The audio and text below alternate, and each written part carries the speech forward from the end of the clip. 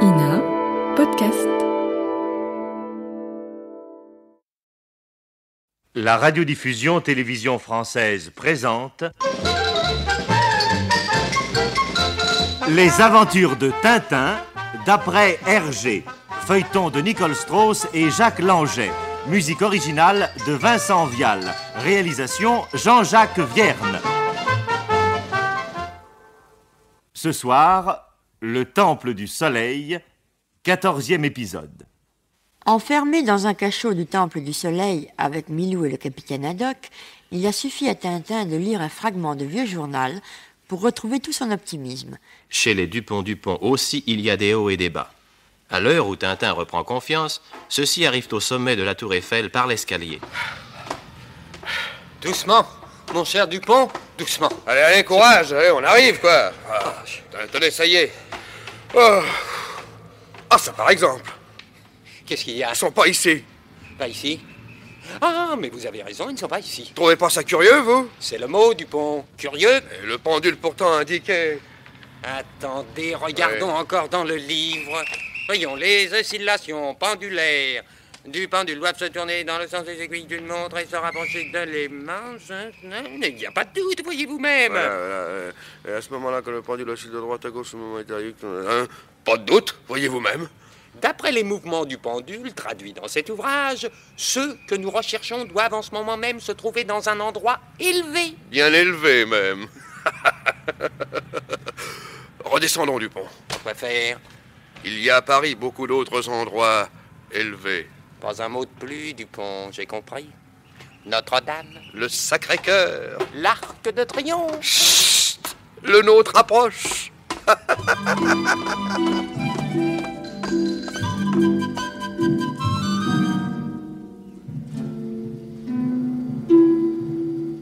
Pendant que les Dupont font méthodiquement l'escalade des hauts lieux de la capitale, pendule en main, transportons-nous dans la salle d'audience du Temple du Soleil, à 12 000 km de Paris.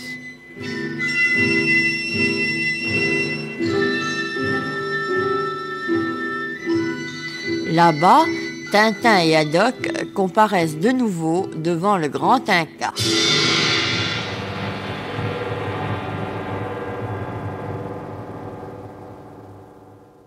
Eh bien, étranger, avez-vous fixé vous-même le jour et l'heure de votre mort? C'est-à-dire que... Oui, noble fils du soleil, je désire, enfin nous désirons mourir dans... dans 18 jours à 11 heures. C'est l'anniversaire de naissance de mon ami... Quoi? De mon ami le capitaine, et je voudrais... Mais Tintin, vous êtes fou, ce n'est pas mon anniversaire. Silence, capitaine, vous avez promis de m'obéir. Bon, bien. Soit. C'est dans 18 jours exactement, alors que vous avez choisi, que vous expirez votre crime. Garde qu'on les emmène, qu'elles soient bien traitées désormais et que leur moindre désir soit exaucé. C'est dit. 18 jours, même pas 3 semaines. Eh oui, capitaine, 18 jours. De tonnerre de Brest. Oh.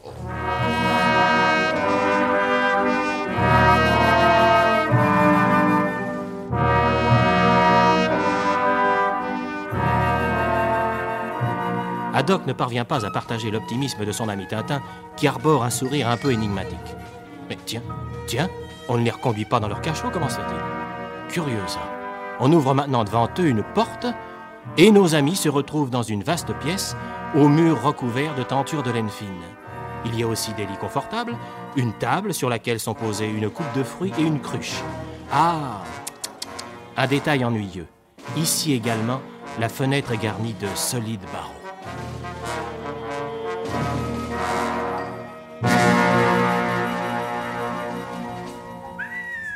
Tout va bien.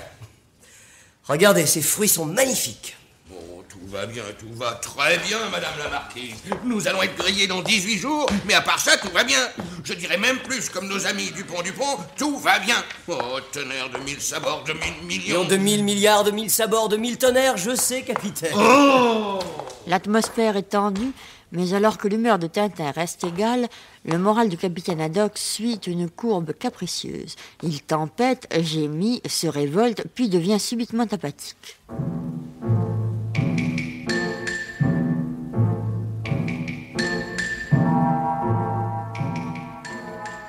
Les jours passent, Milou occupe le plus clair de son temps à dormir, et Tintin, lui, attend sans s'en faire. Oh, plus que 6 jours.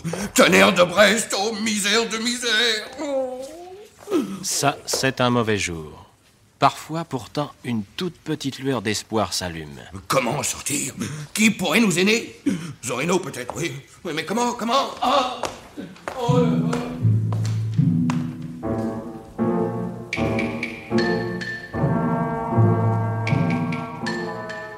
Encore un jour, puis une nuit plutôt agitée pour le capitaine, et le lendemain matin... 1, 2, 3, 4... Oh, tonnerre! Nous n'avons plus que 5 jours à vivre, 1000 sabords, et vous faites de la culture physique. Oh, le moment est vraiment bien choisi. 3, 4, que voulez-vous, capitaine? Il faut bien conserver ses souplesses. Souplesse. Pas besoin de culture physique. Moi, tonnerre de Brest, pour rester jeune... Je sais, capitaine, je sais. Tenez, vous allez voir ce que je peux encore faire à mon âge. Vous voyez la table, hein? Ah oui? Oui, eh ben, je vais sauter par-dessus à pieds joints sans élan, et dans le sens de la longue. Attention, capitaine, elle est assez... Regardez. 1, 2, 3, et...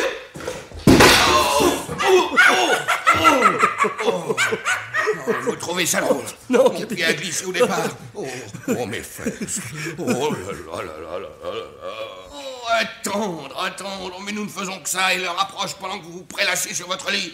Mais il faut faire quelque chose, mille tonnerres. Ayez confiance, capitaine, ayez confiance. Bientôt, nous serons sauvés. Oh, ça... Oh.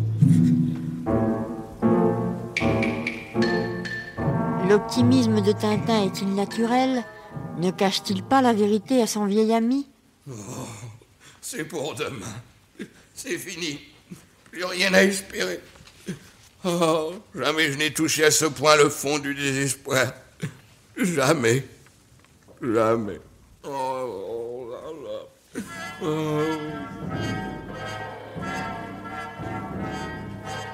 Le pauvre capitaine broie du noir.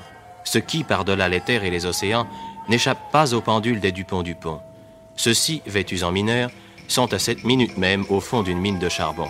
Car, tenez-vous bien, le pendule leur a indiqué, paraît-il, que Tintin et Haddock devaient être très bas. Il suffit simplement de s'entendre sur le sens de cette expression.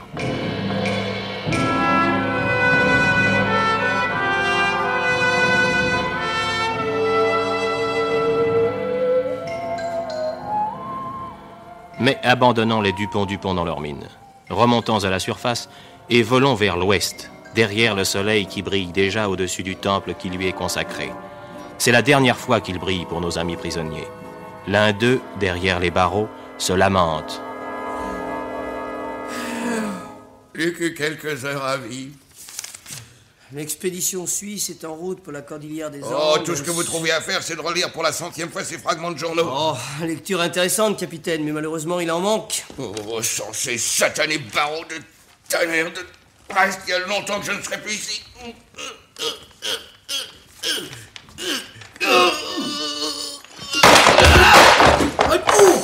J'ai arraché les barreaux. Libre.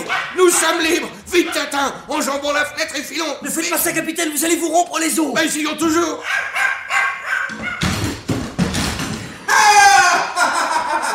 Roaco. Trop tard, tonnerre de Brest. Nous arrivons à temps.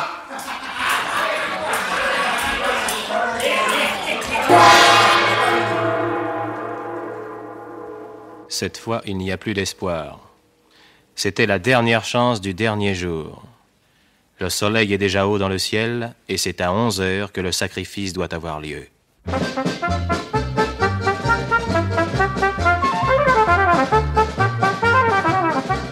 Les aventures de Tintin d'après Hergé, un feuilleton de Nicole Strauss et Jacques Langeais, avec Maurice Sarfati Tintin, Jacques Illing le capitaine Haddock, Jean Carmet Dupont ONT, Jean Bellanger Dupont OND, Jacques Dufilot le roi Inca, Henri Virlogeux le chef Inca Roaco, Yves Pénaud le serviteur Inca et Milou.